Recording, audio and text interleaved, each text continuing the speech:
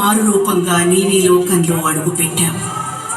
నీవు చేసిందల్లా మంచి, అందరినీ ప్రేమించావు. అదే నీవు చేసిన అపరాధం కాబోలు. అందుకే నిన్ను ఈ లోకం సిలువకు అంటకొట్టింది. నిజంగా నీవి లోకంలో జీవించిన ఈ లోకానికి సంబంధించిన వాడు కాదు. అందుకే ఈ లోకం నిన్ను చీదరించి చీకొట్టింది. కానీ ఓ ప్రేమమూర్తి, నీవు చూపిన ప్రేమకు కృతజ్ఞతగా నీవలె సిలువకు అంటకొట్టబడుటకు, నీకై జీవించుటకు నేను సిద్ధంగా ఉన్నాను.